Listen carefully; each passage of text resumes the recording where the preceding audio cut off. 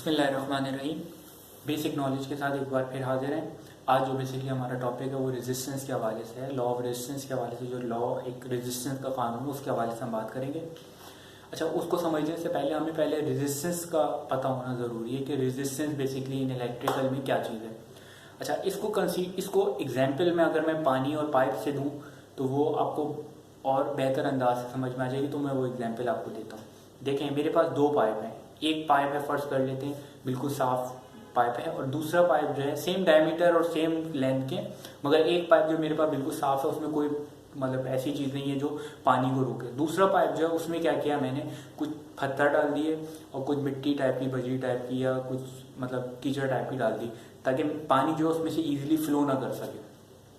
अब मैंने उसको टैप से कनेक्ट कर दिया। दूसरे एंड पे मैं देखने लगा, मैंने टैप सेम खोला, यानी कि एक में जिसमें जो बिल्कुल साफ पाइप था उसमें कुछ नहीं डला होता, उसमें भी उतना ही खोला नल, और दूसरा जो था जिसमें कीचड़ वगैरह डाली थी उसमें भी नल उतना ही खोला। अब हुआ ये कि वो जो बिल्कुल क्रिस्टल था, यानी कि जिसमें कुछ भी नहीं डाला होता, यानी पत्थर वगैरह, तो उसमें पानी जितना मैंने वहां से खोला था उतना ही फ्लो करना शुरू कर दिया इजीली। और कॉमन सी बात है कि उतना ही फ्लो करेगा क्योंकि उसमें कोई रुकावट नहीं है। दूसरा पाइप जो था जिसमें पानी मैंने उतना ही खोला जितना साफ वाले में था, मगर उसमें पानी और कम आ रहा था, बहुत कम आ रहा था। अब क्या हो रहा था, ये बेसिकली ये ओपोजिशन हो रही थी, यानी कि फ्लो ऑफ वाटर के दरमियान, यानी कि वो जो पानी था उसको रोका जा रहा था, यानी कि एक फोर्स यहाँ से लग रही है और एक फोर्स यहाँ से लग रही है, यानी कि अपोजिशन हो रही है, पानी को रोकने की कोशिश की जा रही है कि पानी फ्लो ना करे अपनी डायरेक्शन में।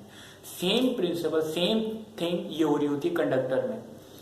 जो एक प्योर कंडक्टर होता है उसमें इलेक्ट्रॉन्स का फ्लो इजीली होता है, उनको रुकावट नहीं पैदा होती, जब भी वो इलेक्ट्रॉन्स इजीली फ्लो करते रहते हैं और हीट भी पैदा नहीं होती, कंडक्टर अच्छा अगर होगा।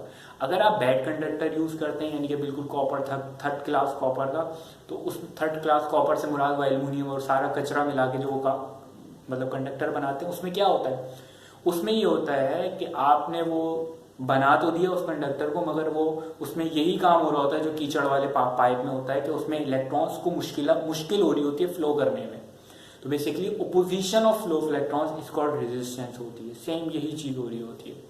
तो बेसिकली यहाँ पे जो है रेजिस्टेंस क्यों हो रही होती है, क्योंकि उनको इलेक्ट्रॉन्स को मूव करने की जगह नहीं मिल रही होती, जिसकी वजह से वो रेजिस्ट कर रहे होते हैं, यानी कि रेजिस्टेंस की वजह से हीट पैदा हो रही होती है।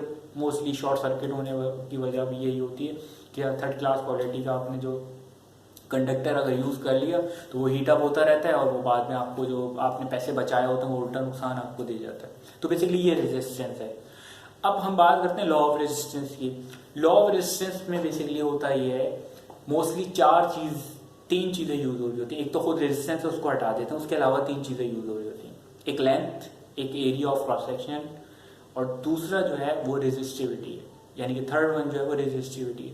अच्छा, रेजिस्टिविटी जो है सबकी अपनी सेम होती है, यानी कि मटेरियल की जो अपनी रेजिस्टेंस है, जो रेजिस्टिविटी बेसिकली इंटरनल जो रेजिस्टेंस है किसी भी कंडक्टर की वो एक सेम है, वो फिक्स है, वो आप चेंज नहीं कर सकते। यानी कि अगर मैं कहूँ कॉपर की कितनी इंटरनल रेजिस्टेंस है, तो कॉपर की फर्स्ट कर लें 0.00085 समथिंग रेजिस्टेंस है, वो उसकी इंटरनल है। आप चाहे उसको कुछ भी कर लें, जितना भी प्योर कर लें, 99.9% भी अगर आप उसको प्योर कर लें, तो उसमें इंटरनल रेजिस्टेंस ये रहेगी, वो खत्म नहीं हो सकती कभी भी। तो ये इसकी इंटरनल है। सिल्वर की अलहदा होगी और एल्यूमिनियम की अलहदा होगी, गोल्ड की अलहदा होगी। इस तरह हर कंडक्टर की जो अपनी इंटरनल रेजिस्टेंस, जिसको हम रेजिस्टिविटी कहते हैं, वो सेम होगी, मतलब वो फिक्स होगी, उसको हम चेंज नहीं कर सकते। हाँ, टेम्परेचर यानी कि अगर कुछ एनी कंडीशन हम लगाते हैं तो उसमें रेजिस्टेंस, जो इंटरनल रेजिस्टेंस है वो चेंज हो जाएगी। यानी कि टेम्परेचर अगर आप कहीं ज़्यादा दे दें और कहीं कम कर दें तो उससे रेजिस्टेंस चेंज हो जाएगी, मगर एक नॉर्मल कंडीशन में वो सेम रहती है। दूसरी बात हम जो करते हैं, बात करते हैं लेंथ पे।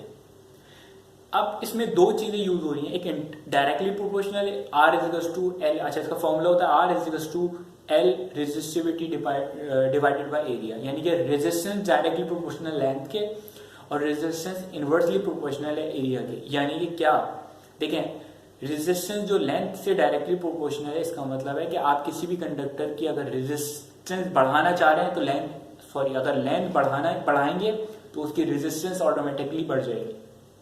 डायरेक्टली प्रोपोर्शनल का मतलब यही होता है कि अगर आप एक चीज बढ़ा रहे हैं तो दूसरी चीज ऑटोमेटिकली बढ़ जाएगी। इनवर्सली प्रोपोर्शनल का मतलब ये है कि आप एक चीज को बढ़ा रहे हैं और एक चीज कम हो रही है। अब मैं अगर एरिया कम कर रहा हूं तो क्या होगी, रेजिस्टेंस बढ़ेगी। रेजिस्टेंस बढ़ा रहा हूं तो एरिया कम हो जाएगा। यानी कि रेजिस्टेंस बढ़ाने से एरिया कम हो रहा है या एरिया बढ़ाने से रेजिस्टेंस कम हो रही है, ये इनवर्सली प्रोपोर्शनल है। यानी कि एक चीज बढ़ रही है तो दूसरी चीज कम हो रही है, तो ये इनवर्सली प्रोपोर्शनल होगा। तो अगर आप किसी भी कंडक्टर की लेंथ बढ़ाएंगे तो रेजिस्टेंस बढ़ेगी, और अगर किसी भी कंडक्टर की अगर आप डायमीटर कम करेंगे तो रेजिस्टेंस उसकी ऑटोमेटिकली बढ़ जाएगी। इसका अपोजिट कर लें, आप कंडक्टर का डाया बढ़ा लें तो रेजिस्टेंस कम हो जाएगी। तो ये बेसिकली लॉ ऑफ रेजिस्टेंस है, और ये उम्मीद है कि मैंने बहुत आसान अल्फाज में आसान एग्जाम्पल देकर समझाने की कोशिश की है। उम्मीद है समझ में आ जाएगा, आगे होगा आपको। Thank you.